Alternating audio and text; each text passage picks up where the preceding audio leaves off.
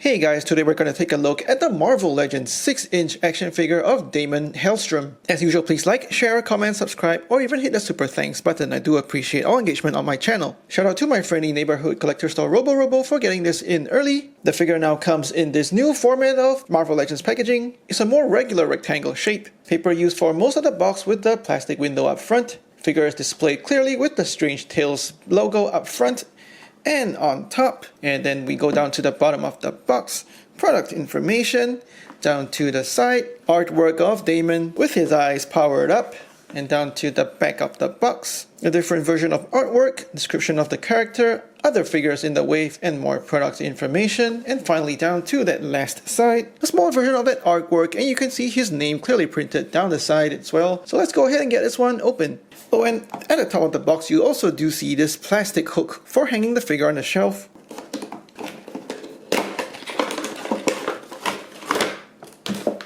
The figure is held on the plastic tray with his trident, two alternate fists, and the Blackheart Build-A-Figure leg. His trident is quite clean and simple in its design, cast in a gold-looking plastic, no paint applications whatsoever, and naturally he holds on just fine to his trident with both of his gripping hands that come on the figure by default.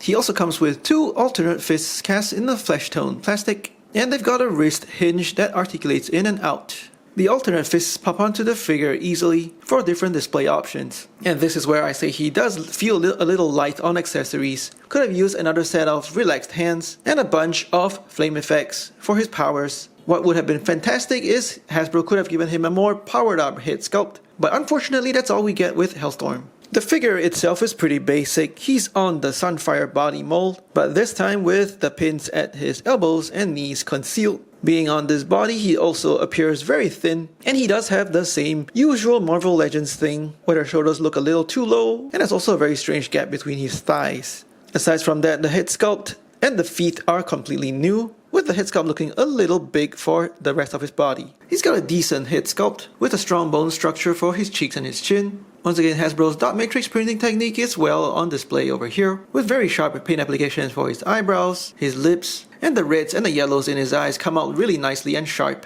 There's also a bit of shading around his eyes that really bring out his character. His hair sculpt is a separate brown piece. Textures all really visible and well formed. You can see a lot of spikes in there, but I'm thinking a little black wash could have brought out a little more of that texture better. They also got the nice pointy sculpt for his ears. The rest of his torso is that flash tone plastic, nipples painted on, and it looks like two hits of paint for the upside down pentagram logo on his chest. The first hit is probably for that very light, almost whitish paint to capture the shape, and there's a second hit of paint to add a little glow to that logo, which is actually very subtle and not very noticeable, but it's there. Decent muscle definition in the sculpting, and actually no more paint for the rest of his body. Everything else is just separate plastic pieces. So he looks a little plain, but at least the color separation from the separate plastics is distinct and sharp. We got gold plastic for his belt and the gauntlets on his wrists, brown plastic for his pants that end just at the mid-calf, and then more flesh tone plastic for his exposed calves and his feet.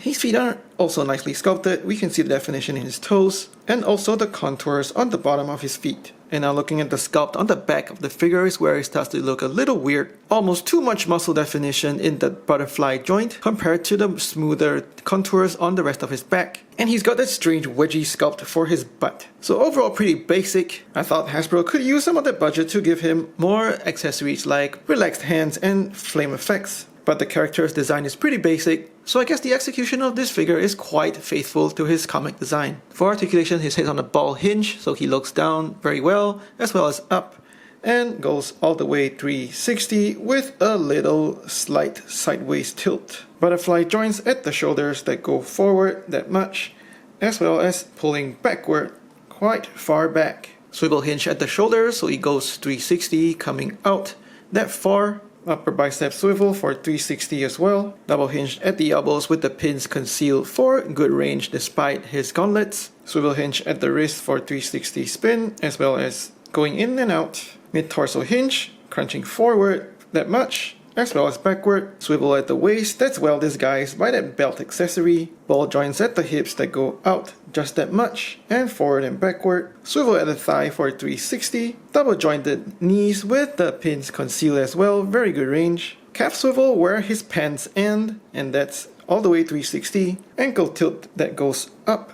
that much, as well as down, and finally ankle pivot going out and in. The figure poses just fine as you'd expect with Marvel Legends standard articulation, but it also just seems like Hasbro exploited the simplicity of his design almost too conveniently, and he appears too simple in execution. He definitely could have used some more accessories, which I'll show you in the next segment, how to borrow some of them from other figures. And here he is with some fireball effects borrowed from figures like Pyro and Iron Fist. Naturally, these effects fit onto his fists just fine. And here he is with some open hands, I think borrowed from Kazar, and the flame effects and flamed up hit from Ghost Rider, just to illustrate how Hasbro could have just provided some of these parts and accessories that have been released before, just to add more value to this figure. The head sits a little tight on this one, but the scale-wise is fudgeable, and definitely makes for a much nicer, powered-up version of Hellstorm. For size, Hellstorm stands at about 6.5 inches, and that's about 16.5 centimeters. For size comparisons, here he is with Winter Soldier, Blade, Deadpool, and Ghost Rider that I have customized with a boot swap from the G.I. Joe Classified Series Crimson Guard to fix his height issue. And you can have a look at that short video linked over here. And here he is with Namor, Dormammu, Hulk, and Doctor Strange with a custom cape. For comparisons with other lines, here he is with some G.I. Joe Classified Series and Star Wars Black Series.